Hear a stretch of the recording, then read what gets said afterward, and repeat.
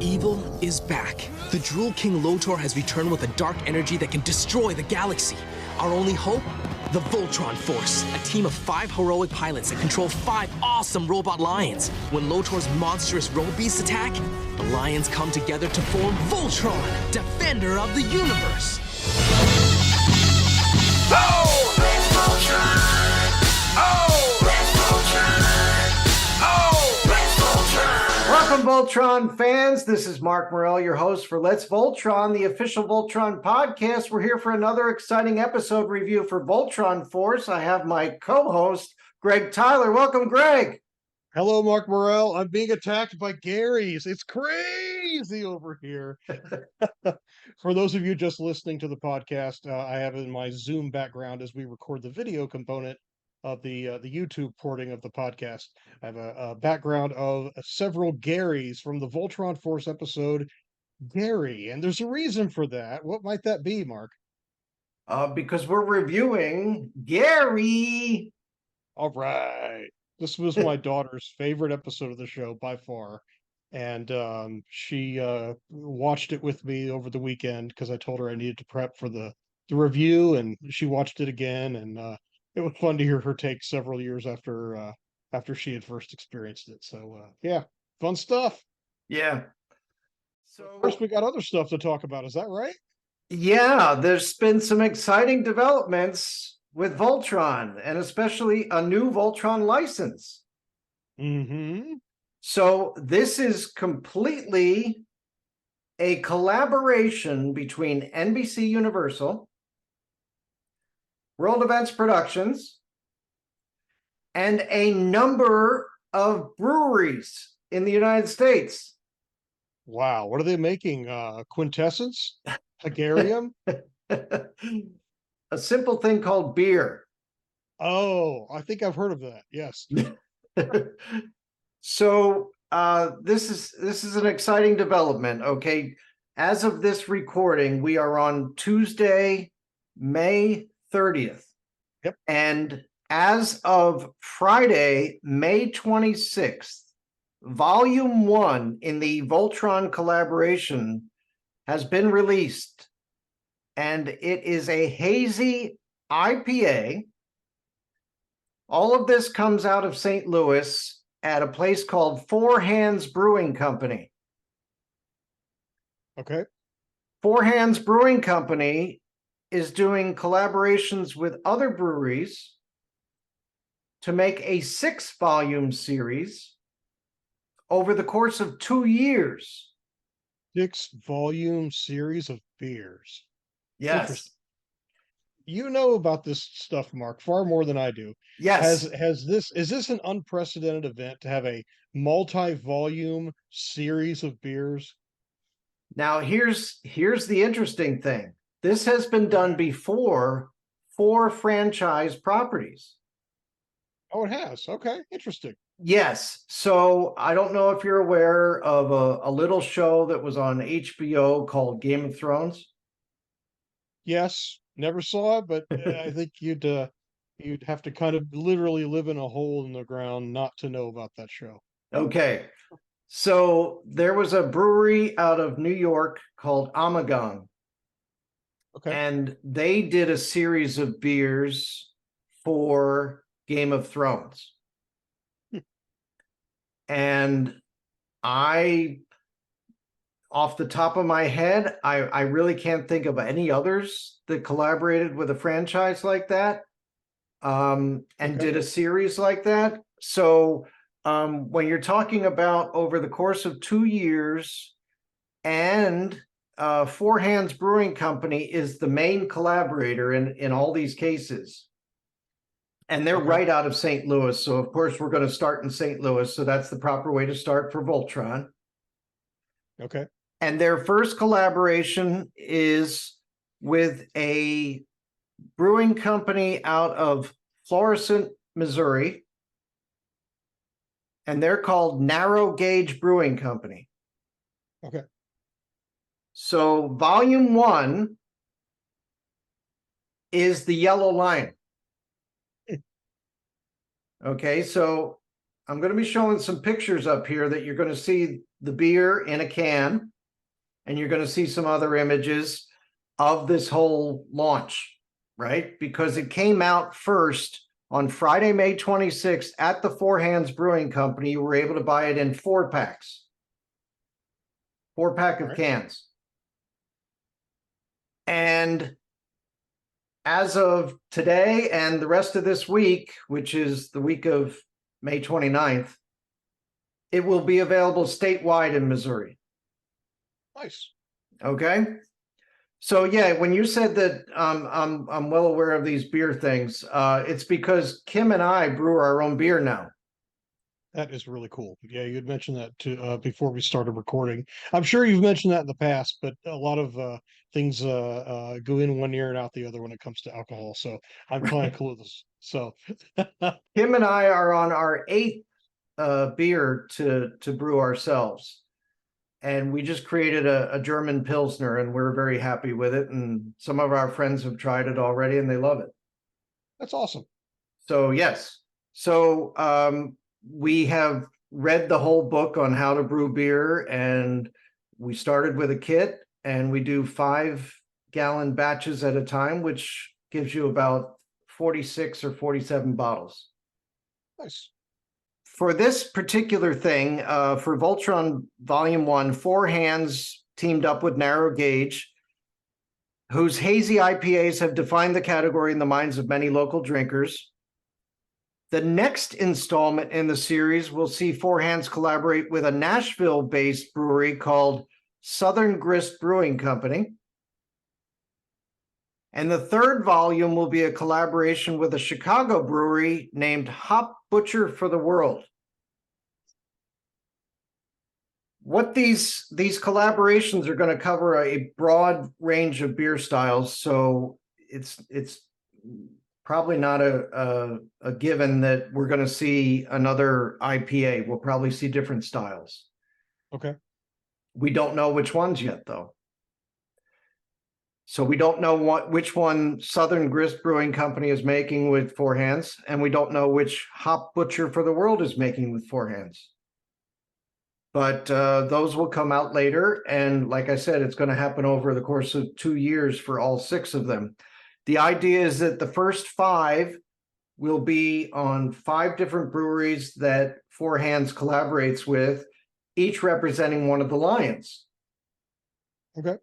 And then for the finale, the participating breweries will join forces in true Voltron style, bringing all these lions together to create the full Voltron character for the 6th volume. Sounds fun.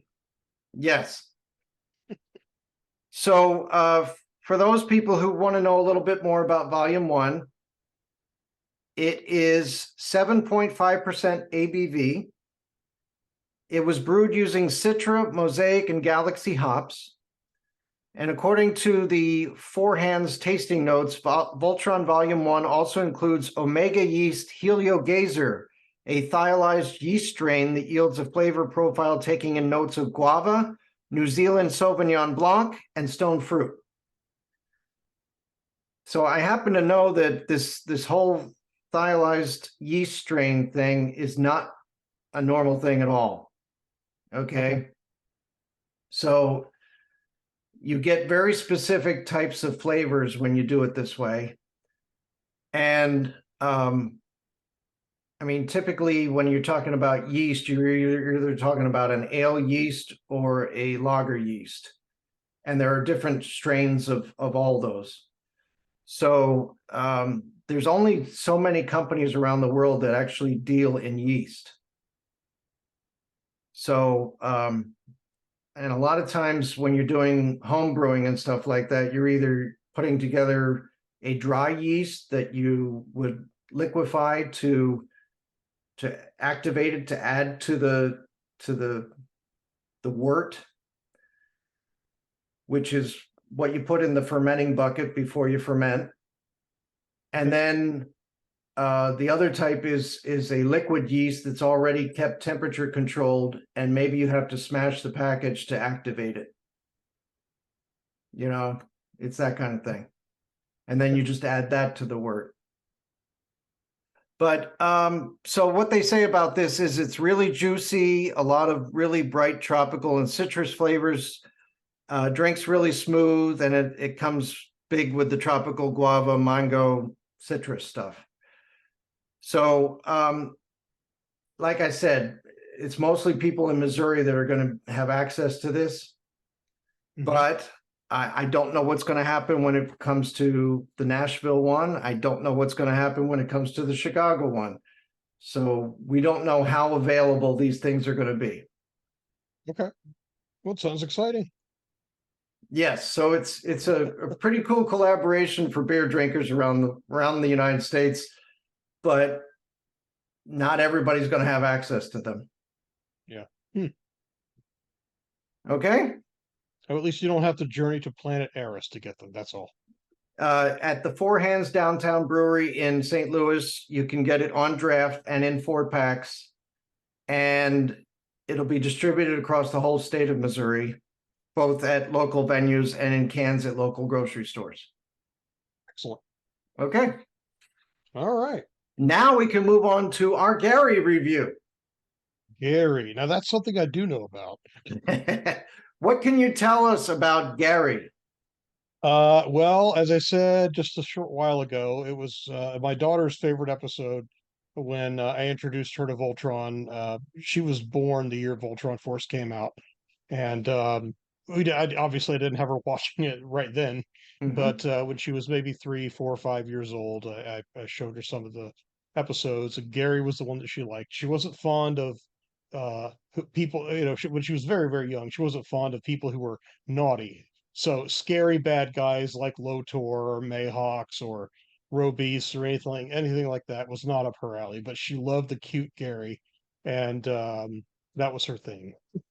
I was just going to say, don't you have a Gary stuffed animal? I have 3 actually, thanks to a friend of ours, Nicole, who goes by the name of Dost Hazel on Twitter. She had made these for me several years ago during the Voltron Legendary Defender years. She was a fan of Voltron through that show and basically became familiar with Voltron Force specifically to make these Garys. So I'm going to turn off my fancy custom background. So now you can see my crappy little dump of a room down here. And there are 3 Garys in the Oh, house. they're adorable. Yeah, so I had asked her for one. I forget which one was the first. I think it might have been the one here with the tongue. And then I asked if she'd make another one, and she made a second one. I think this was the second one. And then she threw in as a bonus this little baby one here. And so it's the Gary family. And what else can you say except they're awesome? Right. So thank you again, Nicole, for making these back in the day. Very much appreciated and still treasured here at the at our little Castle of Lions here. And they look very much like they did in the show. Yeah, she did a great job with those. Yep. So this is the 18th episode of Voltron Force. After this, we have only 8 to go before we've covered the entire series. Production number 118. It originally aired February 29th of 2012. Directed, as all the episodes were, by John Delaney, with the story by Todd Garfield and Jeremy Corey, and written by Scott Sonneborn. I hope I pronounced his name correctly. The cast are all the usual favorites: Ashley Ball as Allura, Doron Bell Jr. as Vince, Shannon Chan Kent as Larmina, Andrew Francis as Lance, Ron Halder as Mayhawks, and also all of the Garys. Mark Hildreth as Lotor, Giles Panton as Keith, Ty Olson as Hunk, Vincent Tong as Daniel, and finally Sam Vincent as Pidge. So the same guy who does Mayhawks did Gary. Yes. Wow. Isn't that something? Yeah, it seems like Sam Vincent and Ron Halder. and Ron Halder and Andrew Francis get pegged to do a lot of different voices on the show, and certainly Ashley Ball. But yeah, so just to confirm, yes, Ron Halder, Mayhawks, and Gary. Yep. So that's it for the voice cast. And yeah, so we once again through the courtesy of World Events Productions, we have one of the scripts from this episode. It's a third draft dated September 15th, 2010. And so there are some differences along the way between the script and the finished episode, but not a whole lot. At least not that I observed. What about you, Mark? Well, one thing that I did notice is in red, it says no VO edits as of October 9th of 2010. Yeah, But I did notice some differences in what was, on the final product versus what was in this script. yeah. I think it, as we've reviewed past episodes, I don't know that we need to point out every single line, but I do. It does seem like they've done their usual deal where they add in a few lines here and there of exposition to kind Mhm. of clarify the action as it goes along. Um, Right. and I think some of that is just to make things more clear, and others might be to cover up things that they, chose perhaps not to animate for cost reasons or things like that. Right. But yeah, on the whole, it does seem very close to the finished episode. Um, so how do we want to tackle this? Do we want to jump through it scene by scene, or what are your Yeah, thoughts on this? let's start with scene by scene. But one thing I did want to notice right off the bat was Okay. just the whole nature and tone of this episode compared to all the other episodes, especially with the use of music. Oh yeah, I mean, there are some really unique pieces of music in this episode you won't hear in any other episode.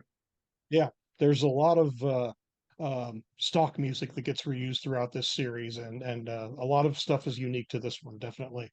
It Um, almost reminded me of carnival type music when all the Garys were going a little bit crazy and doing all kinds of wild things. But yeah. So yeah, totally. I was surprised. So as a really high level sort of summary before we jump in, I don't have a formal summary written down in front of me here or synopsis, but basically, Vince um, unlocks a game, sort of a prize on a video game that he's been playing, and it appears in the form of this holographic character called Gary, and he thinks it's a cute thing, but it winds up secretly multiplying and wreaking havoc all over the Castle of Lions, and it becomes a significant threat that our heroes need to face. And the reason why I mentioned this up front is that this story, even as I originally watched it, reminded me a little bit of a few other things that we've seen over the years. But I would not say that this is derivative of those. It's just there are some coincidental similarities. And I would lump in first and foremost the 1980s Transformers episode called Fremzeek from season two. oh And wow. and that involved this alien creature that looked like a little spark of electricity with a little face on it. And these little things would multiply and run around and interfere with the Transformers systems, whatever makes them run, and it was a comic relief, lighter toned episode as well. But it caused problems for the Autobots and Decepticons. Uh, so that was a big deal. Okay, I did want to mention two particular things that were used in this episode and are Okay. directly referenced in the script. Okay. Number one is Gremlins, Oh yes, and that was another thing I was going to mention. Totally. and number two is Ghostbusters. Yes. Yes, and we will definitely jump into that. And did you notice that Gary, Gremlins, and Ghostbusters all start with G? Wow. Today's episode of Let's Voltron, the official Voltron podcast, is brought to you by the letter G and also by the number 18, the 18th episode. The 18th So episode, right? that's right. Yeah, and so another couple of references that are past productions that came to mind were from 1980s Voltron, the Lion Force episode. I think it was called Attack of the Fierce Frogs or something like that, with the little tadpoles Yes. that were thought to be all cute, and then they wound up becoming a frog beast kind of thing. And then there was an episode called Doom Boycotts the Space Olympics, which Yes. had another, like an electronic creature that Hmm. ultimately becomes yet another beast that our heroes have to fight. So, we've seen some of these kinds of things before, but that doesn't mean that this is in any way less enjoyable for that reason. I love this episode. Right. So, So when we start off, of course, we start off at Castle Doom mhm. because we got to find out, who's behind all this first, right? And of Yep. course, it's Mayhawks. But it's interesting to see how Mayhawks introduces this to Lotor and Lotor's reaction. And I love Um, there are some of the comments in the script, in the expository part of the script, the non-dialogue sections are kind of funny about how they talk about, how Lotor reacts. And we can touch on that when we get to it. But anyway. right. So the script mentions that Castle Doom is still in a state of repair. Mhm. Does that give you do you give any sense on that at the beginning of this, or is it just normal Doom happening here? I will tell you that as much as I've tried to follow along with the different details as the show it's progressed, I haven't tracked the establishing shots of the Castle Doom exterior very well. I don't think the interior really makes any of that stuff obvious. No, But not at all. I mean, maybe there's some incremental progression in the castle over the series, but it isn't really till the end when it's done that it's really noticeable to me. I happen to notice that if they're starting by the first words saying that Castle Doom is in a state of repair, Mhm. it's actually the other castle that we see at the end of this episode that's going to need a state of repair at the end of this. Oh, yes, yes, yes. But so Mayhawks is saying that this beast is like no other, my lord. This is the one that will finally get past the Castle of Lions defenses and destroy the Voltron force from within. So Lotor is going into this really big hallway to a room that has like 40-foot tall doors, which makes you think this is going to be a huge row beast or something, right? Yeah, I do like the setup in this episode.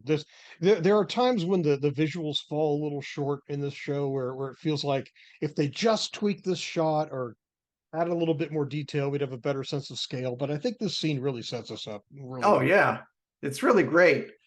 And of course, Lotor is saying, I've noticed you enjoy setting very high expectations. And Mayhawk says, I like to think big, right? So it's really setting you up. This is big, big, big. And then Lotor says, okay, show me your latest monstrosity. And then they go in and it seems like it's an empty chamber. Mm-hmm. And Lotor says, I don't see. And then Mayhawks does this and points down, right? Mm-hmm. And we see this little Gary creature that you see. This adorable little critter that coos, right? Ooh, yes. And Got my little Gary on the screen again.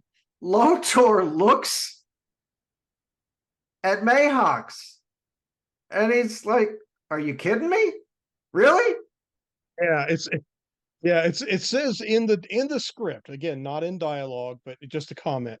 As Lotor looks at Mayhawks as if to say, quote, are you effing, and it's spelled that way, not as the full word, kidding me? The tiny creature coos and reaches up to offer Lotor a hug, and we smashed the main titles. Right. So you don't even get to see anything at that point. So we start Act 1. We're at what seems to be, I mean, did you get the idea right away that it was a simulation? It kind of felt like one to me right away. I thought so. I mean, I can't be objective about how I interpreted the show 11 years ago because it's just been too long. But yeah, I get that kind of vibe here. Yeah. So we get the idea that Daniel and Vince are in a simulation, and Daniel, of course, is in the Black Lion. If he's in a simulation, he's flying Black Lion. Yeah. But Vince would normally fly Green Lion. But in this case, he's flying another black lion. And who are they fighting in this? It's a reused roe beast from the episode Brains. Yep. It's the samurai samurai. beast. Right, That's the right. samurai Lotor roe beast. Yep. But who's playing that? Larmina. Larmina, right. So Vince basically explains when Daniel asks him, why are you in Black Lion? And he said, I wanted to see what Black was like. It handles pretty well. And so Larmina wants to interrupt them and say, hello, guys, right? And Vince says, I don't think I like your tone. And To Daniel. I mean, they were going at it with each other. Yeah, And a little verbal sparring. she's trying to interrupt them, and she ends up grabbing out with both arms and slamming their heads together. Yeah. So there are two black lions and they both just bashed each other, which is pretty fun. And she just wants to know, so are we going to fight or what? And Daniel says, oh, it's definitely on. And then all of a sudden, the background gets fuzzy, frizzles in and out, and then all of a sudden the simulation's over. And we see Lance. And Lance says, go on, get out of here. And he's shooing away several space mice. And they've got pieces of circuitry in their mouths. And so they're running away from the simulator machines. And Lance says, this is a classroom, not a cafeteria. And he looks over and he sees mouse bite marks in the wires. Mm-hmm. And he says, looks like until I can reboot the simulator and clean up what I hope is not a pile of space mouse trappings, class dismissed. They look kind of like capsules, like you might take for a sore throat or a cold or an allergy or something, which is good because if they look like poop, then it would have been repetitive, like we saw in the Dudley episode where he had in a jar what looked like, the original series Space Mouse poop, which was organic. Right. Okay. Yeah. Yeah, and I should point out that these space mice, to those who have forgotten or have never seen Voltron Force, look like they're mechanical in nature. So it might make sense that if they make droppings, that they would make them in some nice, neat package that would be a little maybe less gross than a real mouse might make. Yeah. So it's Vince says, it's been so long since we've had time for the simulator. I almost forgot how much fun it is to kick virtual butt. So they were bummed that the simulator was done. You know, that they couldn't play anymore. So we end up going to the Black Lion, the real Black Lion. And, there's still a problem with that hole in the Nexus. Yeah, so this show actually touches on several past episodes. Yes. Some really on the nose, some not. And so basically in the episode Clash of the Lions, this was number 13, the 13th episode, Sky Marshal Wade had fired a Corite charge, hit Voltron in the chest, and put a nick in, the Black Lion's piece of Voltron's Nexus, which is the star-shaped thingy that spins around and reconfigures when Voltron forms or changes centers. So each lion has one of these points in the star, and Black's piece was damaged. So that's what we're talking about here. Right. And they keep on mentioning a hole in Black's Nexus. Yeah. So yeah, it's been a while since we've revisited this, but here we are now. Okay. Yep. So Hunk and Pidge are working on it. And Hunk is saying, all right, Pidge, hopefully this will fix the hole in Black's Nexus.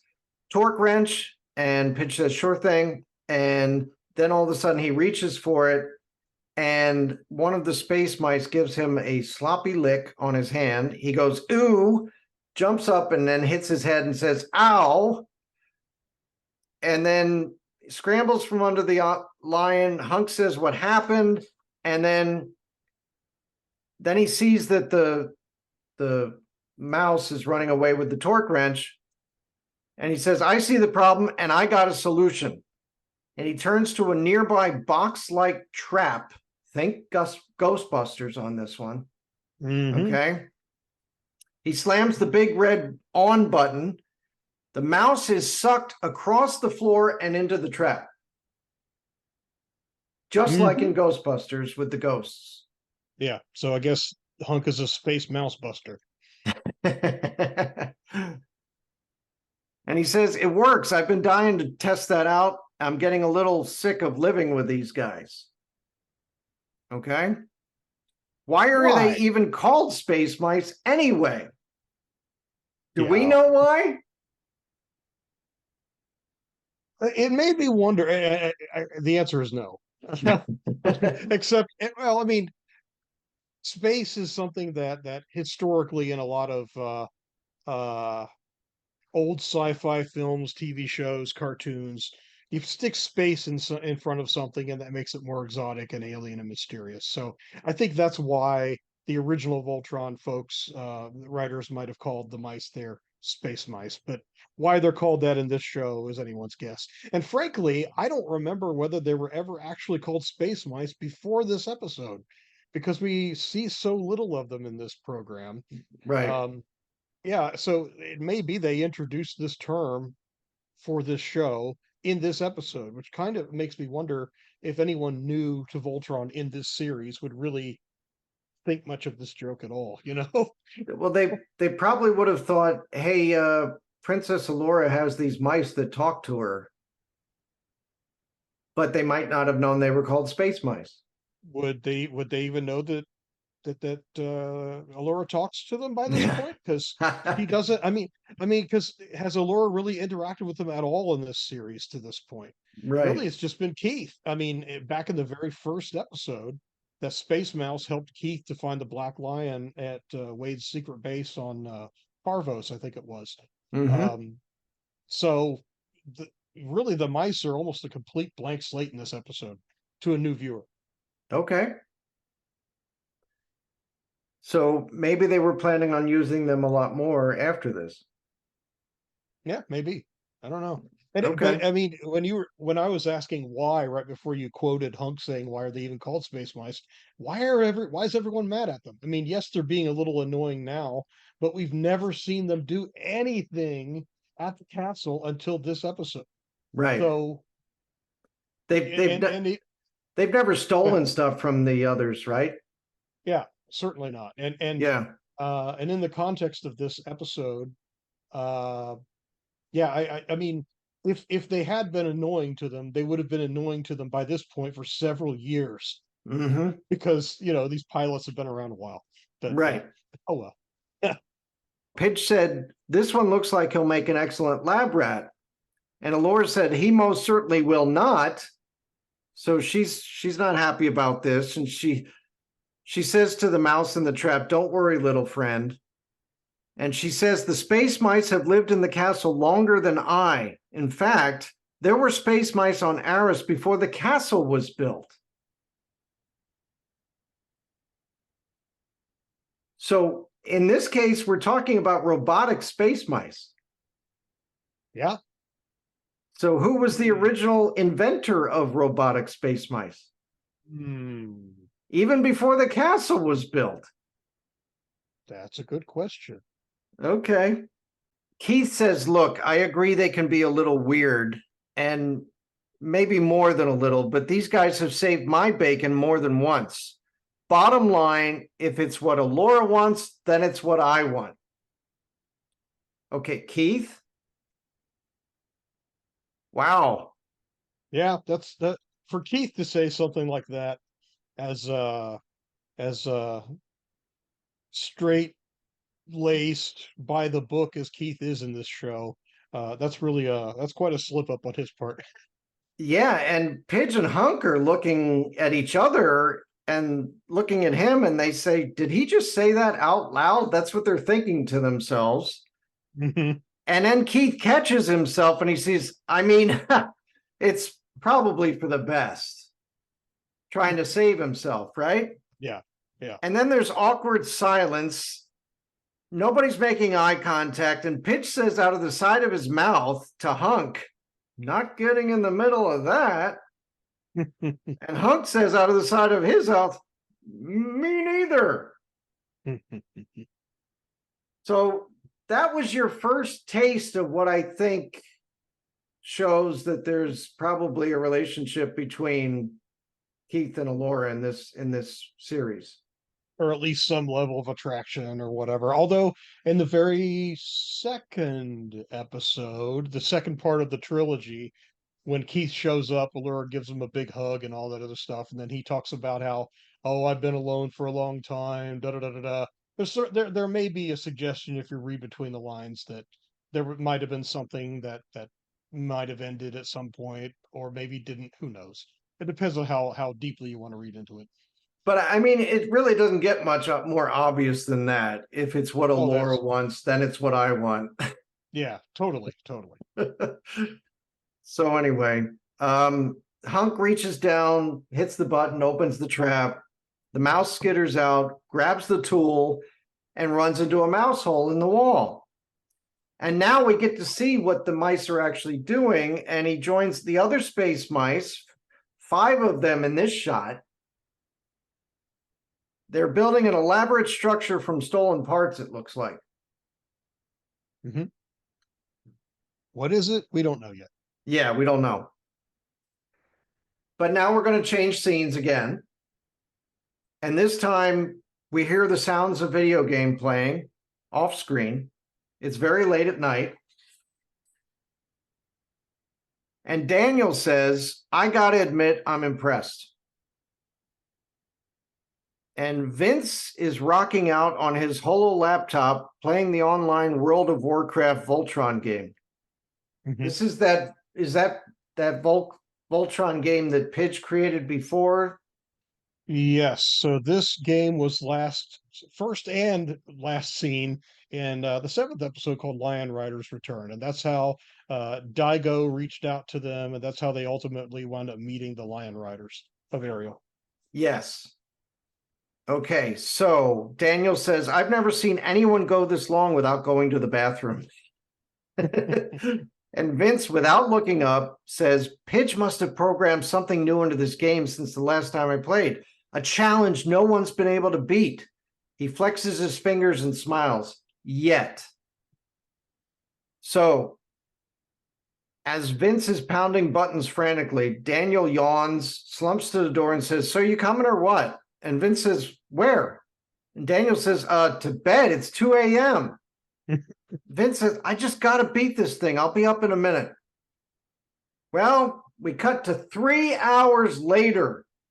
Yeah, except we don't. The script says that there's a full Right. screen title card, but that is not what happens in the finished episode. He basically winds up looking at the clock a little bit later when and it says 5 a.m. So that's how it's done in the actual episode. Right. Yeah. And he finally says, "Yes." And the computer voice says, "Congratulations, warrior. Download your bonus prize now." So Vince says, "Cool." He plugs his whole laptop into a nearby, we don't know what it is. Yeah, I don't think it's really that clear in the episode. And all of a sudden, multiple lasers pop out, and then starting with the feet and working their way up, they build the prize out of multicolored light, right? And Vince's jaw drops as he sees that the prize is an adorable pet, the same one that we saw at the beginning of the show with Mayhawks. Yep. So we know it's going to be nothing but good. Yeah. And friendly and cute. So here's the thing. This is an unusual thing, isn't it? That the viewers get to know ahead of time that this isn't going to be a pleasant thing for the Voltron Force, and the Voltron Force have no idea yet. Right. So the viewers are in on the gag. Yeah. So I do have one question about this that I never really thought of till I rewatched it very recently. And it's, what was Vince expecting to get? He didn't seem to be surprised. I mean, he does have a line saying, "I was expecting you to look more kick butt." So I'm assuming that he's accustomed to getting little holographic avatars of characters or whatever from the game, or just characters in general. If he, accomplishes something, are they animated? Do they run around like this one, or what would they normally do? I don't know. Have you seen the movie Pixels? Uh, is that the Adam Sandler one with the big giant Pac-Man? Yes. No, I haven't seen it because it's an Adam Sandler movie and I can't stand them. Okay. It happens to be a really cool movie if you're into Oh, is video it? games. Yeah. Okay. Oh Well, I'm yeah. I'm glad to hear that. I'm glad to hear it. I love it because Peter Dinklage plays a cool part. Oh, cool. Yep. Peter Dinklage is awesome in this one. And um, when they play these video games against this alien race, Okay. um, they're playing things like Centipede, Asteroids, Pac-Man, all that kind of stuff. If they win the game, they get a prize. And one of the prizes they got the one time was Qbert, the actual character Qbert in a pixelized form. I might have actually seen this thing. It sounds more familiar now that you're describing it. So Yeah, I might have seen it and forgotten most of it. right. So Okay. the funny thing is that it's very much like this. They played the video Okay. game, they won, they got a pixelized form of Qbert that they could keep forever. It's just like this. Interesting. And it came out in 2015, three Yeah. years after this episode. Hmm. So anyway, I thought it was a cool comparison because I Yeah. love the movie Pixels. Okay, cool. And it does show that Vince is not that surprised because it seems like something you could get as a prize from a video game. Now, one thing that we find out about this is it's a hologram made out of light. But you've seen some of the holograms that the Voltron Force have in their control room, right? They're able to touch them, right? Yeah. And manipulate them. They're able to sit on them. So some of them can be solid as well. And in this Right. case, Gary, which is what Vince names him, he just says, "You look like a Gary to me," right? Mm-hmm. So he names him Gary. So in this case, he can touch it, but then he realizes the one time he goes right through it. Mm-hmm. So it seems like it's up to Gary as to whether he comes out as solid or not. Right. And later in this episode, Pidge seems surprised that Gary is made from solid light, which is interesting given that that's used all over the place in Voltron Force and the Castle of Lions, like you said, with all their tech, and maybe even the weaponry of the lions themselves. I think the nature of the weapons that just appear out of nowhere, like they did in the original show, has Like the never mouth been revealed. blades. But I think Yeah, but I think that 30th anniversary book actually speculates that they use some kind of solid light projection, whatever solid light is. I don't know, but Mhm. it sort of speculates that that might be the nature of some of that weaponry as well. So for Pidge to be surprised that that kind of technology is being used seems a little odd in that context. But oh well. The funny thing is that after Vince gives the name Gary to this little pet, it starts to say his own name. Yeah, like a Gary. Pokemon. Yeah. Vince says, "Well, if I'm going to show you to Pidge first thing in the morning, there's no sense in going to sleep now because it's 5 a.m. So what should we do for the next hour or so?" And then, what did you expect would happen? He Vince falls fell asleep. asleep. Yep. So that leaves Gary to his own devices. Hmm. I mean, here's the thing, though. Gary at least did nudge him a couple times. He did. So it's He all Vince's tried to fault. wake him up. Yeah. So you know what happens with idle hands.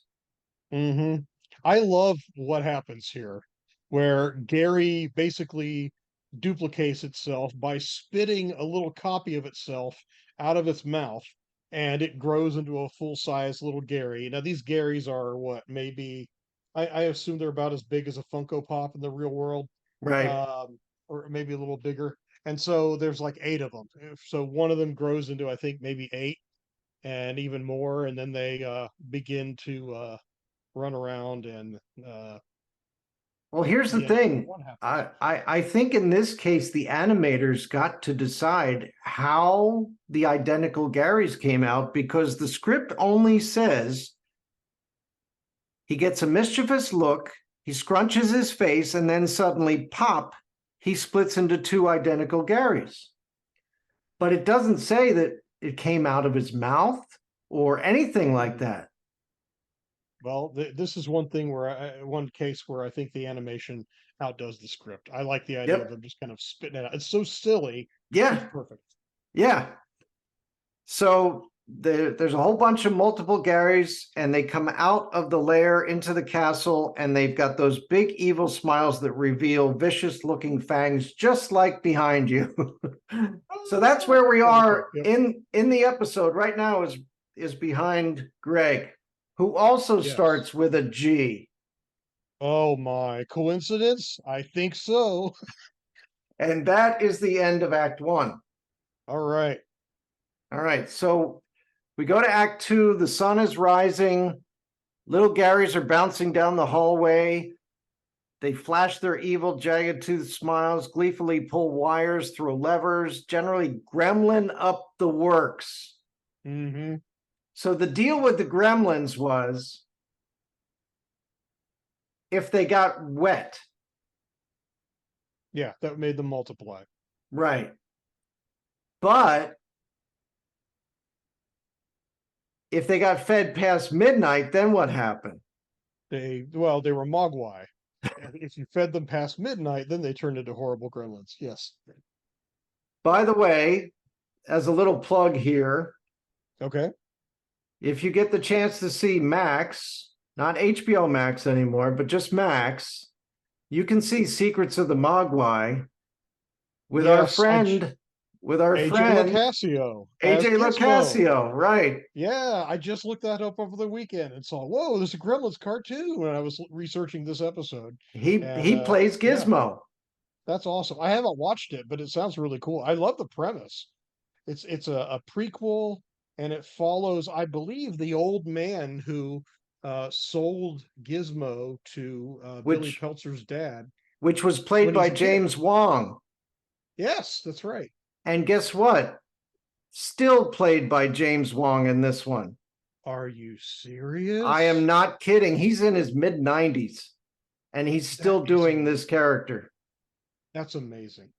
So yeah, the premise is fascinating. It sounds like it explores a lot of Chinese culture and folklore and all that Yep. stuff. I am actually really interested in it. Yep. So, yeah, So congratulations to AJ Locascio on that role. yeah. A little pink Corvette that he can drive around.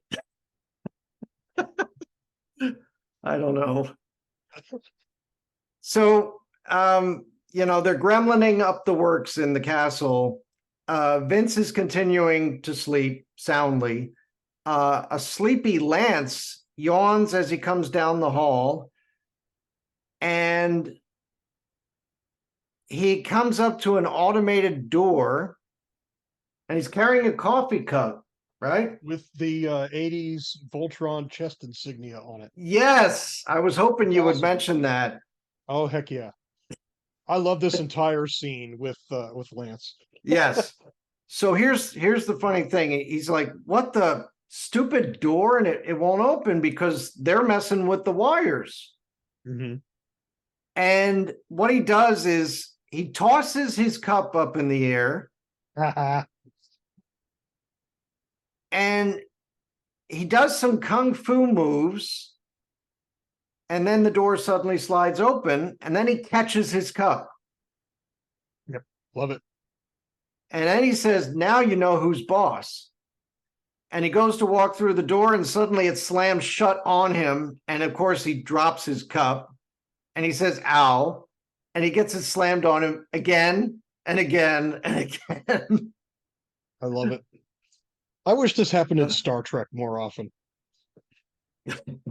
There's this one episode of the original Star Trek called "The Naked Time," where Spock is emotionally distressed and because of this alien virus or whatever, he walks into the briefing room of the Enterprise. The door swishes open. He walks in, and it closes right behind him.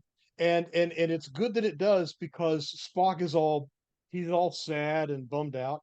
He leans backward and falls against the door. And if the door had not closed uncharacteristically quickly, he would have fallen over into the hallway.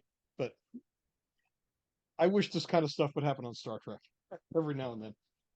Okay, so in another part of the castle, in the bathroom, Alora is taking a shower. And of course, the Garys are messing with things.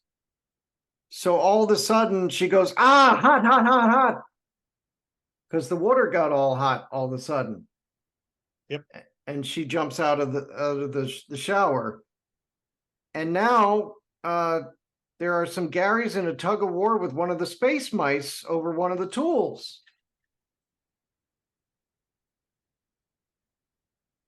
So then the Garys ended up sending the mice falling on their faces and got away with the tool. Yep. So then they're back in the cadet classroom, and this time Larmina is there with Daniel, and Larmina says, "Where's Vince?" And she says, "I thought he'd be first in line to get in the simulator and toss you on your..." And then suddenly, the simulator itself kind of rears back and turns around and knocks her down. Yeah, the script here deviates from the finished episode. The script here says suddenly Lotor, the Black Lion, and several other unrelated simulations, all reused from past episodes, erupt at once, causing Larmina to be knocked over onto her butt again and again.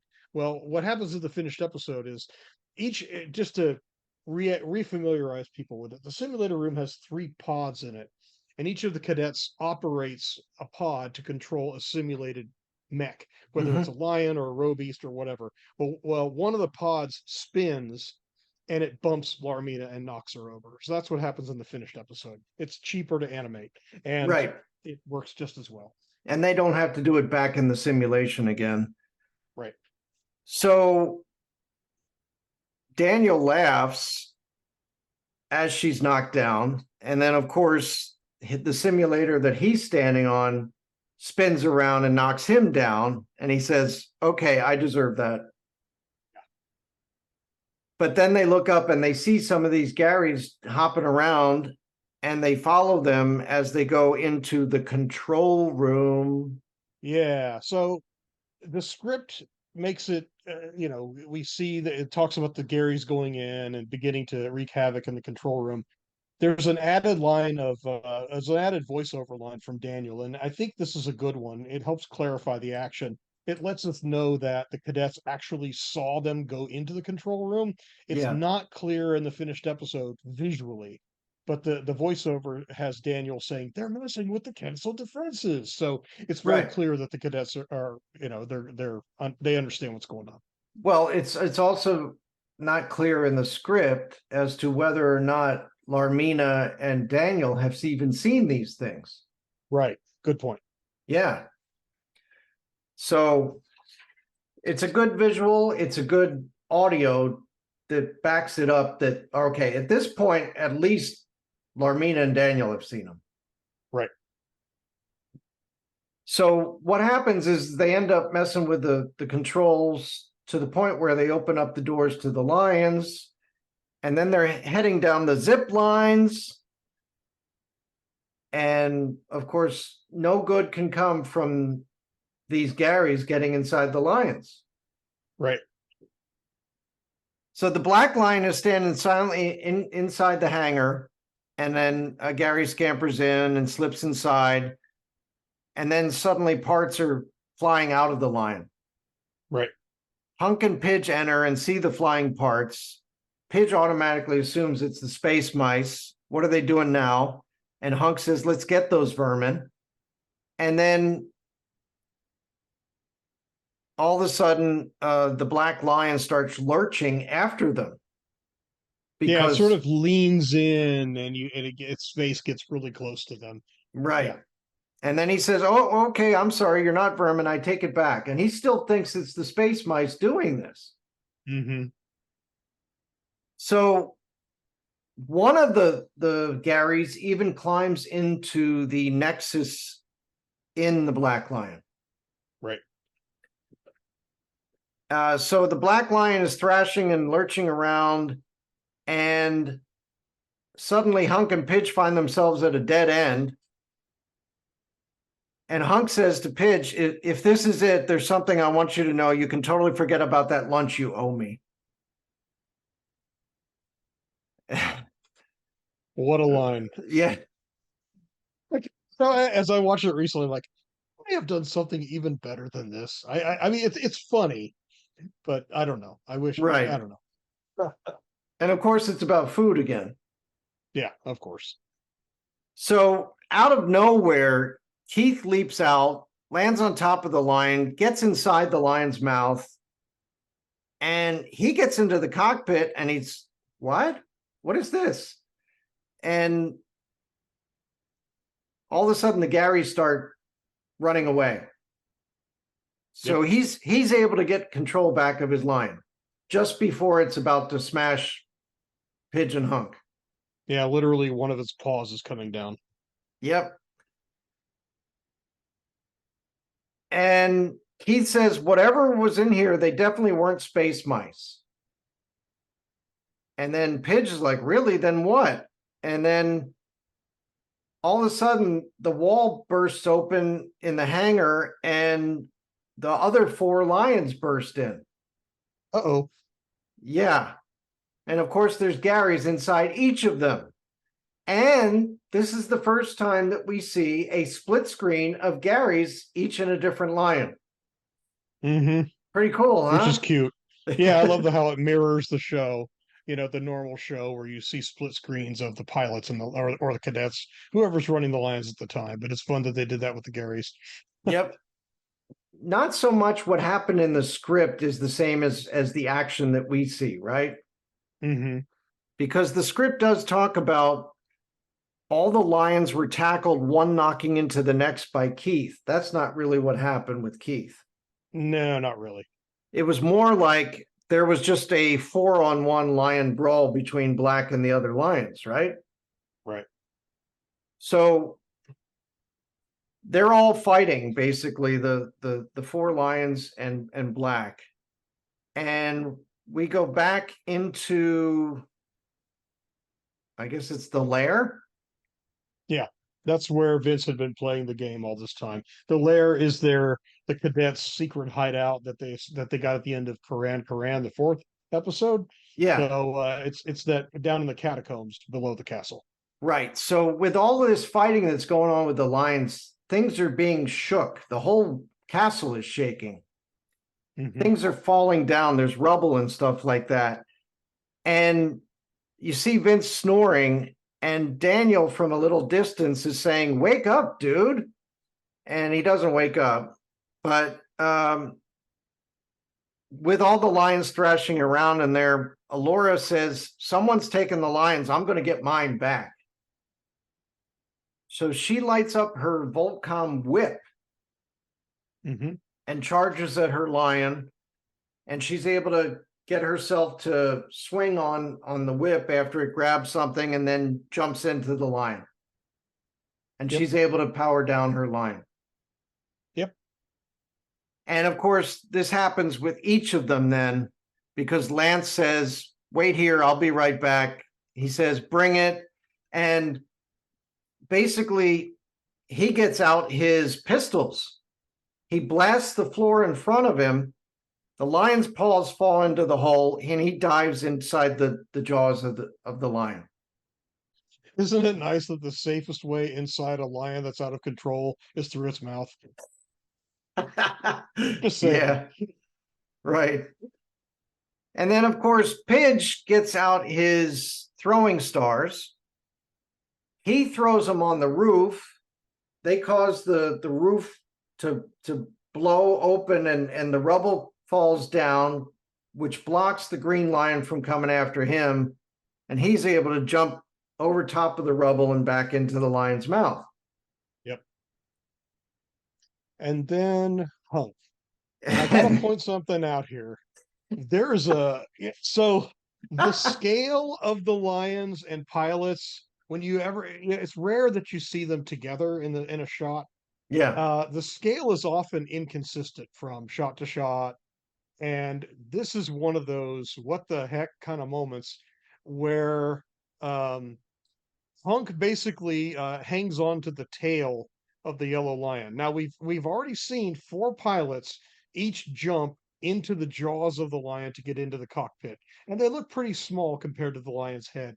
But when you see Hunk hanging onto the tail, his arms are fully around the tail. He's way too big relative to the lion with what we've seen earlier in this scene. But Yeah. just a little gotcha. So what happened with Hunk was he had his Voltcom hammer. Yeah. He hit down on the far end of a beam that he was standing on, and it launched him to the tail of the lion where he grabbed on. Yeah. Bugs Bunny Now- would be proud of his little trick there. Yeah, exactly. The thing about the script, though, the script acted like he got on the lion's back and started riding it like a bucking bronco, Right. where he was only holding on to the tail and getting thrown around until he finally got thrown against a wall. Yeah. So he desperately flails for something, and he notices his mouse trap, Mm-hmm. right? He slams the on button on the trap, bringing it to life. The trap ends up sucking in all the Garys out of the lions, everything except for the one in the Nexus. Yeah, but we don't know that yet. Yes. Yeah. We don't know that yet. We think all of the Garys got sucked into this trap. Yeah, the script also says, and several very annoyed space mice as well. But that is not seen in the finished episode, which is good, Right. given what happens later. Yes. So everybody's leaning over the trap. Daniel says, "What are they?" Pidge says, "Whatever they are, they're made of solid light." Pidge says, "You must have built this trap pretty well if it can keep holographic creatures from escaping." So then Vince finally stumbles in. Okay, he's awake, Mm-hmm. rubbing the sleep out of his eyes. And Vince sees the trap and he says, "Oh, there he is. Guess who won that for solving your game's hardest challenge ever?" And Keith says, "You brought them here?" Punk says, "What were you thinking?" Lance says, "Are you serious, dude? Come on."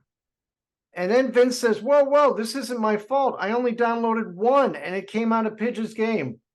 Now, there's a part here where all these people are talking at once, right? Mm-hmm. And it seems Yeah. like they decided to pare this down a little bit. Because it was supposed to be Daniel, Larmina, Pidge, Hunk, Alora, Keith, and Lance all shouting at once. The Keith, "You brought them here," was kept. There was also a "almost destroyed the castle, got into the lions, total chaos, door almost broke my nose." That was probably Lance. But those were all taken away in favor of Hunk saying, "What were you thinking?" and Lance saying, "Are you serious, dude? Come on." Those were added. Yeah. But I think that was nice and simple, easier to understand what's being said and by whom. right. So Pidge says, "I didn't put it there." And Alora said, "Then who did?"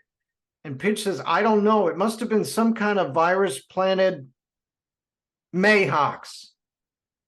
He knows about Voltron's programming, and if that kid on Ariel could figure out that the game's best player was Vince, Keith says, then you can bet Mayhawks and Lotor could as well. So they even referenced Daigo from Lion Rider's Return. Yep. So Pidge says, I created the game to unite Voltron supporters. The idea that Lotor used it to get at us from the inside. And then Hunk says, don't be so hard on yourself, little buddy. And Daniel says, I agree. Makes much more sense to blame this on Vince. At that point, Larmina says, look, everyone turns where Larmina is pointing to the trap. It bulges and glows, and suddenly a giant solid like Gary bursts out of it. Yeah, so apparently all those little Garys have somehow merged into this gigantic one. And in true Ghostbusters form, he turns into the Stay Puft Marshmallow Man, except giant. Yeah, the Stay Puft Gary Man. Yes. Yep. So the script calls him 500 feet tall, but I don't think it's that big. Probably not. But it's, yeah, the 500-foot tall and hugely adorable Gary stands and breaks through the castle ceiling. Yeah. That's the end of Act 2. Now, we see him break through the whole side wall of the castle. Yes, and that happens right at the beginning of Act 3, right? Right. And so okay, here's another one of those spatial relationship deals. Just Yeah. like I was talking about the scale issue with Hunk and Yellow Lion. Okay, this entire scene has been in the hangar. It's been the hangar where the Black Lion is normally housed inside the castle. Mm-hmm. And normally the Black Lion, when it launches through the peak of the castle. The center tower splits open in 4 sections and the lion flies out. Mm-hmm. So we've seen all this fighting happen. We've seen Lance shoot holes in the floor. We've seen Pidge throw smart stars way up in the sky and blow holes in the ceiling. You can see the sky through the ceiling. It's inside the castle. Gary comes out of the wall, the back of the castle, tears the entire back wall of the castle all the way up the side of the castle. And Gary is as tall as the hole. And Gary was in the hangar and was filling the entirety of the hangar height wise. Now, the hangar is enormous. It is not just tall, it's a very large room. So if that side panel is one wall of the hangar, in my mind, has to be larger than the inside of the entire castle for all of that action to fit. Would you agree or not? Of course. Yeah. Yeah. It's very the Castle of Lions is very TARDIS-like in this episode. Yeah. And we're at the part where, as he's climbing through the wall, Alora and Vince dive away from the falling wall and they land on the floor. Alora says, has my home survived multiple robeasts, Drool shock troops, even Wade's robotic army, only to be destroyed by this? So, yeah, it's a little bit surprising with all the stuff that they've faced before. I mean, the castle is basically destroyed. Yeah, I mean, the entire outer wall there. And so, which episode was it? Was the episode with it was the Flashform Go episode where the Blur Robeast, the really high-speed Robeast, was slamming into the castle, and Hunk was boasting about how they'd reinforced all the armor and done all that sub-Wexler plating and all the rest of that junk. Well, I guess they took it all out and just replaced it with a Swiss cheese wall or balsa wood, and out goes Gary. So yeah, Gary walks out. His feet are at ground level as he walks out of the room. His head is all the way at the top of the castle wall. He's walking out of what we've already seen is a very large room. And yeah, it's like the interior of the room is much larger than the entire footprint of the castle. If you believe the shot, but hey, it's funny. Yep. So Larmina says, don't worry, this castle has survived far uglier foes than this. And now a couple of the roof cannons swing to life, aiming at Gary. And then the wires the Garys pulled earlier spark and frizzle. Then suddenly it spins wildly and starts firing at the castle itself. Oops. So Gary turns, hugs a castle roof turret. It collapses on the cannons, crushing them. That causes more rubble to fall. And then Gary's face shows up in the roof. And Lance says, adorable. Mm-hmm. Then Gary stomps through the town square that's adjacent to the castle, hugs a mountain, crushes it into an avalanche of enormous deadly boulders that rumble towards a farm. And that is reused from the Flash Form Go episode as well. That is actually Barney's farm. Right. So there you go. So Larmina says, stop the boulders, save the farm. And Daniel says, sure, no problem. Just one thing, who's going to save us? And Keith says, we are. So all the 5 lions are roaring in suddenly, and the black lion's laser tails the boulder to dust. And then the other 4 use their bodies to block the rest of the avalanche before it can reach the farm. And then seeing the lions, Gary smiles and waves at them. And then Lance says, yeah, you think you're so adorable, but I know someone who's just as big and even better looking. And then Keith says, way ahead of you. And of course, we farm Voltron. Yeah, mostly. It almost goes without a hitch. Because at the part where Keith says, form feet and legs, form arms and body, and I'll form then just before he's ready to say head, the transformation sequence goes all hinky, it says in the script. Yeah, and it says here that they form red center, but it's actually yellow center because in red center, the black line would have been one of the arms. Right. But they form yellow center, and it's a sequence reused from the Hunk Yard. It's my favorite little reconfiguration shot where you see the yellow and black lion change places, and there's really clever cross dissolve going on to hide the fact that the 3D CGI models of the lions are totally different for leg mode versus torso mode. They do a really clever cross dissolve as the lions move from position to position. So anyway, good stuff. Yeah, so Keith finished his sentence with, and I'll form the leg? What the? Mm-hmm. So Pidge says, it's the Nexus. It's got one of those things in it. It must have avoided the trap back in the castle. So this is where we see that there's another Gary in the Nexus. Yep. A regular size Gary. And he had probably gotten into the Nexus through the hole in Black's piece. And then Daniel says, Voltron's formations are all messed up. And then Keith says, form Black center. And then suddenly, finally, Voltron comes together. And this is the fun part. Well, not fun, but this is one of those little head scratcher moments if you think more than just a half second. Yeah. We went from yellow center to red center, and it was basically finished forming red center. And Keith goes, form Black center, and he yells it, and then Voltron forms Black center. Does Keith have a magical yell or what? Because somehow that shouting of his causes Voltron to pipe down for a little while. Right.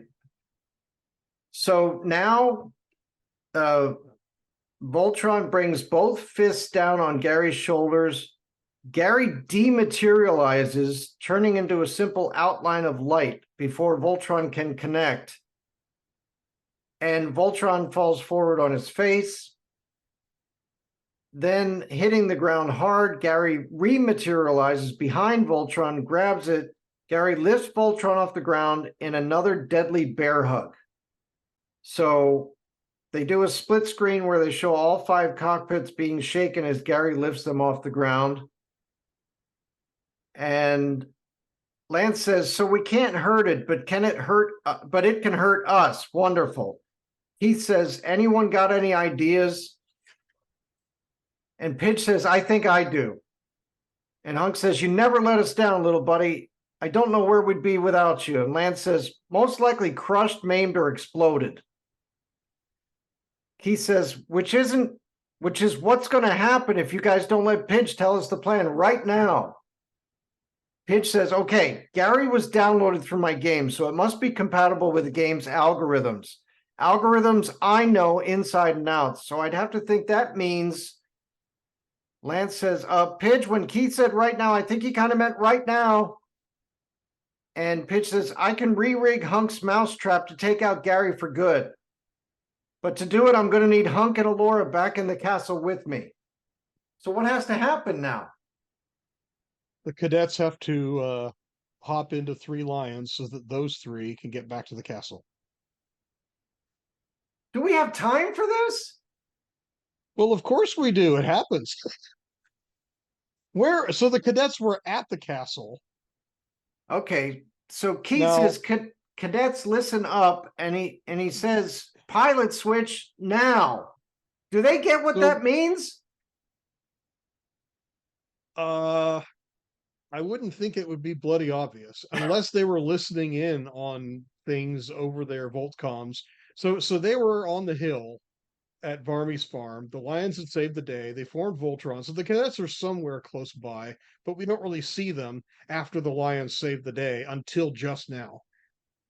So yeah, the coordination of this is requires some psychic intervention, I think, to communicate the intentions of the pilots to the cadets.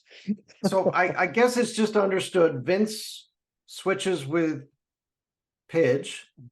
Yeah. Larmina with switches with Alora. And Daniel And- switches with Hunk. I can only assume, and this is, inventing story to make this make any sense. I assume they were listening in through their Voltcoms somehow. Right. Because and must have had some idea. But even then, I guess it wouldn't be really obvious who's going to go where, especially for Daniel, because Daniel's all jonesing to get to the yellow lion, or I mean the black lion. So Right. yeah, But he gets yellow yeah. this time. And Voltron is quite a contortionist because Voltron's, the blue and yellow lion's mouths open up. They're Voltron's feet, so not a big deal. But the green lion lowers down the forearm, the left forearm of Voltron lowers down so that its mouth can open up. That's Voltron's left hand. So whatever weird balancing act is required to make that happen, Voltron is quite a flexible guy at this point. Yeah. We only So- see it in a tight close-up, so how does it do it? Who knows? Right. And for some reason, there's enough time for Vince to say to Pidge, you sure about this? It's my fault Gary is even here. And Pidge says, Gary? Pidge says, really? Look, Gary got here through my game. You don't think I feel bad too? But I can't sit here and mope. I got to help stop it. But to do that, I need you to do the same. It puts the brakes on the entire scene. It's like, we've got to switch right now. And yet, yes, and yet Pidge and Vince have time for this little pat you on the back, don't fret, everything will be fine scene in the middle of all this. Yeah, it kind of reminded me of, do you remember the Avengers Age of Ultron? Never seen it. Sorry, I'm not really up to speed on the MCU. In the Avengers Age of Ultron, Scarlet Witch, which before she was Scarlet Witch, she was Wanda. Mm-hmm. And Wanda had all these powers, right? And she was afraid because of everything that was happening while they were being attacked by all these different Ultron characters. Mm-hmm. And Hawkeye was with her, and they were stuck in like a bunker, right? Mm-hmm. And she's getting frantic, and he's like, look, I need you to either stay here or come out with me. If you come out with me, you're an Avenger, and we'll fight these things together. But if you can't do that, just stay here and I'll go out and fight him. He says, none of this makes sense, but I've got to go out and do my job. And in order to do that, I need you either to come with me and help or stay here. Yeah. So it was a similar type thing to me in that, Yeah. Vince is just a little bit, this is all my fault, and he's getting all kinds of frantic and anxious and all that kind of stuff. But just look, I can't sit here and mope. I got to go do my job. Okay. Yeah, I mean it's a discussion that makes sense, especially because both Vincent and Pidge have some understandable feelings of, but unjustified, really, feelings of guilt. Um, but is this scene at this moment the best time to have that conversation? Not really. They No. need to really switch out the cadets fast. Yeah. I mean, Our Daniel, if anybody should have raised the stink about doing this pilot switch, it's Daniel. I gotta get in the yellow lion. Oh man. Yeah, well, as soon as they get in and they start moving around, Voltron's still reshuffling around, and Daniel says, hard to keep Voltron together with that thing in there. Yeah. And the small Gary poking out of the hole in the nexus, it's like he's playing with a giant Rubik's Cube. Hmm. And Voltron tries to move, but is practically paralyzed by the constant reshuffling of centers. Yeah, in the finished episode, basically every so often, there's this flash of purple energy, and Voltron's limbs seem to sort of begin to move away as if they're beginning to disconnect, and then they snap back together, or Voltron will kind of stagger and stumble a little bit. So there, it's not really changing centers, but it sure looks like it's on the brink of doing so. Right. So Gary actually ends up clapping like a 2-year-old. And then Gary thrusts out his big belly, knocking Voltron down while letting out a babyish burp. Then it flops on top of Voltron, crushing it. Now, in the castle hangar, we see Hunk and Pidge and Allura. They're turning the trap into a Gary bomb. And Hunk says that should do it. And Pidge says, Allura, Hunk and I did our part. Did you? And then Allura says, it wasn't easy, but I did. So Pidge nods and hands her the Gary bomb. So we still don't know what the plan is yet. Right. So with the reshifting of centers and everything, Voltron struggles to his feet. Gary rematerializes, and Lance says, not sure how much more love we can take from this guy. Keith says, then keep swinging. Don't let it stay solid long enough to hit us. Vince says, Pidge, tell me you've got some good news. And Pidge says, well, some. Hunk and I turned the trap into a Gary bomb, but to work, it's got to get all the way inside Gary. And Keith says, how do you suggest we do that? Pidge says, Allura's got the delivery system covered. Pidge says, but it's going to be on you guys to make sure Gary stays solid long enough for the bomb to get all the way to Gary's belly. And since Gary is only solid when it's crushing Voltron, Keith kind of gets what he's talking about. Mm-hmm. He says, you heard the man. Let's hug it out. That's never been one of his commands ever. Let's hug it out. No, he's definitely not, and he himself is not much of a hugger.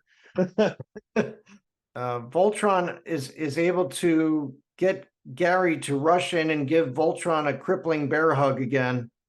Voltron leans forward, letting Gary pull to the ground. Gary's head hits the ground, and then allowing the nearby space mice to scamper into his open mouth with the Gary bomb. So the space mice are the ones delivering the Gary bomb into Gary. Mm-hmm. And Daniel says, space mice, I can't believe Allura talked them into carrying a bomb into that thing. And Lance says, our princess can be very persuasive. And then there's an added line from Daniel saying, okay, they're inside. So it's another one of those, let's clarify the action kind of deals. Right. Larmina lets everybody know, though, that we've got systems fail across the board. And then as it squeezes the life out of Voltron, Gary suddenly leans in and gives it a cute, sloppy, wet kiss. Yeah, so Voltron's on the ground, on its back, and Gary's basically, it looks like Gary's kissing the lower jaw of the black lion. So it's like that part that juts out underneath Voltron's chin. It'd be a little hard to get that big chubby face to get inside Black Lion's mouth and reach the robot mouth. And So there we go. you get to see a split screen where Larmina says, wait, did it just kiss Voltron? Yeah. Vince says, using me to get at my friends is bad enough, but Gary, you just way crossed the line. Daniel says, I couldn't have said it better myself. Keith, I've got it wide open for a cannon shot, but Keith says, no, if we try to hit it, it'll just turn immaterial. We've got to keep it solid, give the mice time to do their thing. And Lance says, and what if they don't? What if the mice decide to stall, give Gary a chance to get a little payback on us for Hunk's mousetrap? Now, Laura said, they wouldn't do that to us. Lance says, sure, but then again, you're not in here right now. Yeah, and in the background, you can see that the cockpit of the Red Lion that Lance is in is getting crushed. It looks like the ceiling is beginning to come down a little bit, which is another thing that we never see in any Voltron episode, except this one, I think, of any of the shows, is the actual cockpit itself is beginning to deform. So that's kind of a big deal. Right. Alora says they'll come through. Please come. She says a little prayer to herself. Please come through. Yeah. All right. So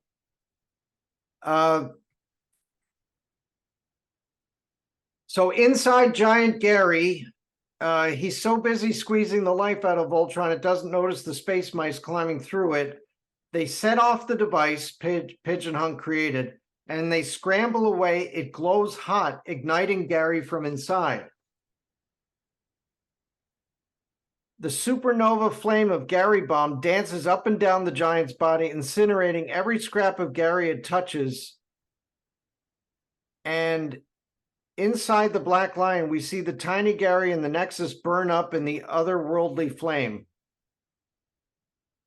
And then on Giant Gary's adorable face, ga, ga, ga, before it can finish, it's a huge burst of flame.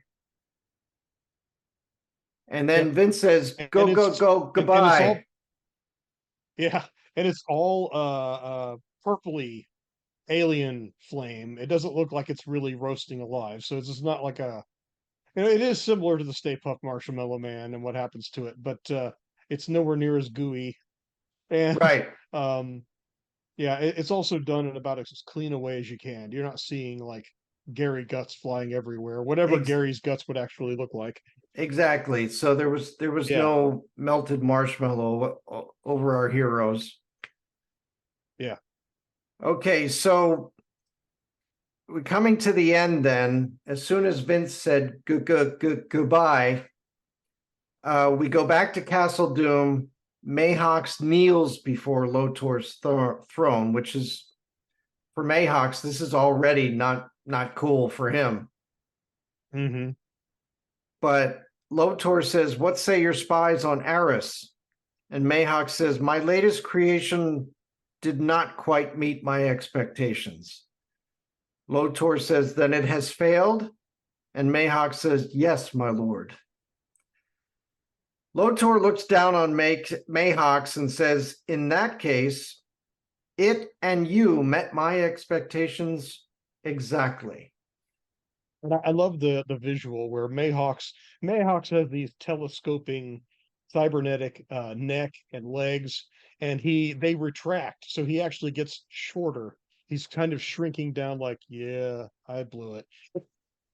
Now a little observation here when Lotor says, what say your spies on Eris? This is another one of my opportunities to get a little jab at Voltron Force and say, where the heck would the spies have been? Because the castle always feels like it's deserted, except for the Voltron Force pilots and cadets. So where would they have been? Oh, well. So then we go to the castle hangar later, and they're still working on repairs to the castle and the other lions.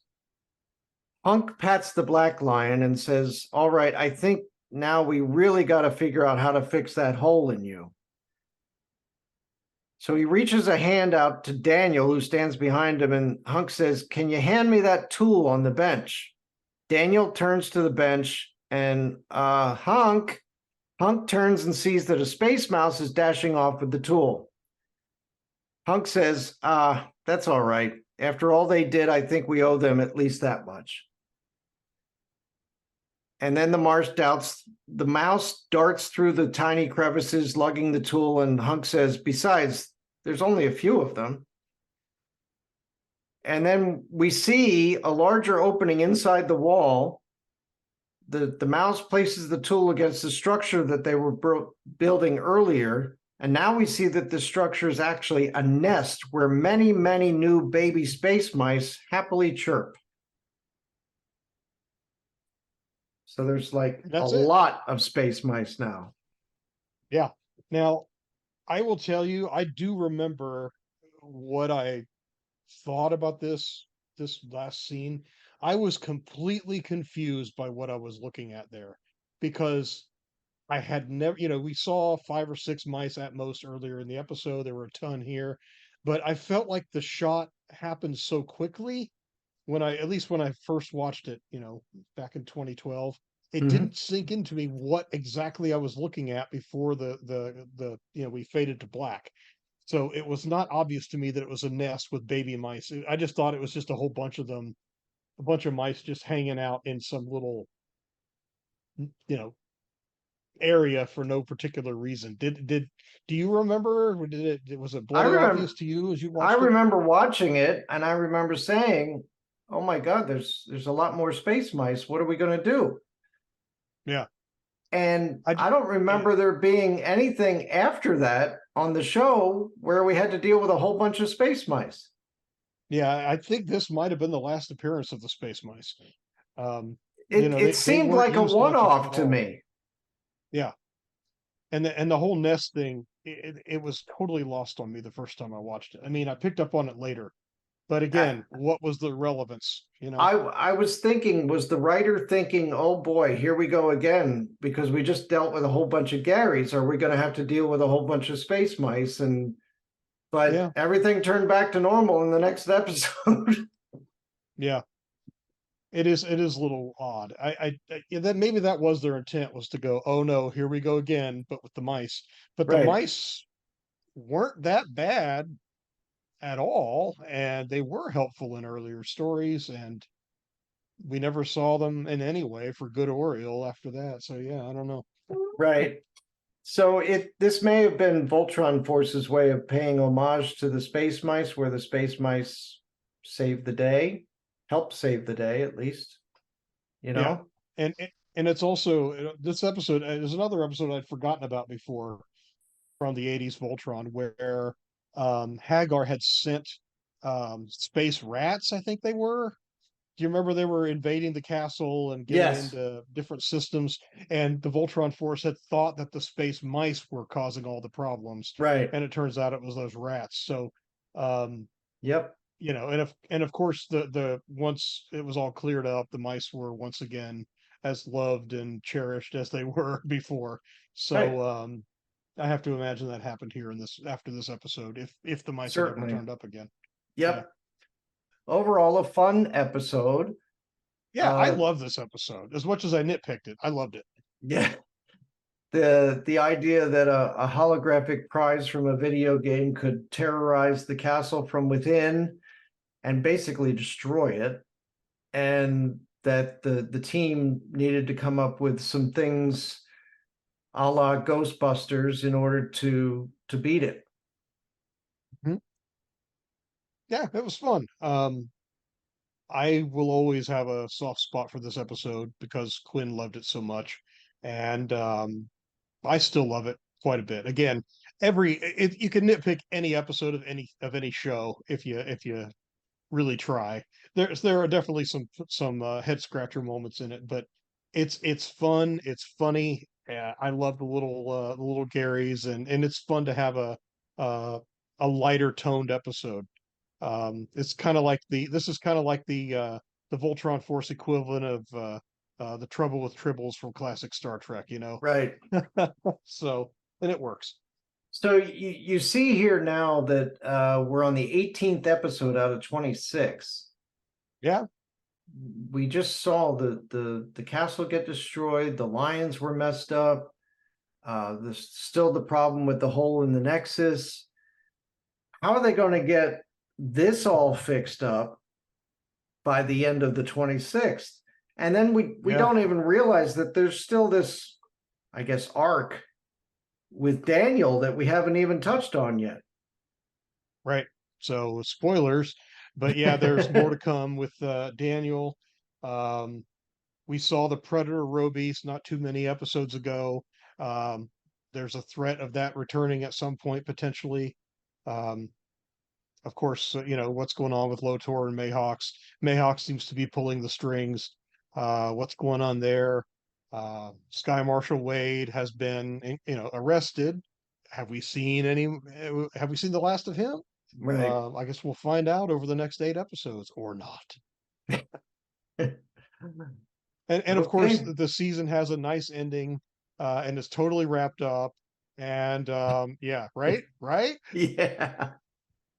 maybe not. We'll see. Right. So we'll also keep you updated on the Voltron beer situation. Hmm. So if we hear anything else on that, we'll let you know. That sounds like fun. Okay. I think we are done. Anything else before we call it? No, I think that's about it. All right. Well, everyone, thanks for joining us on Let's Voltron, the official Voltron podcast.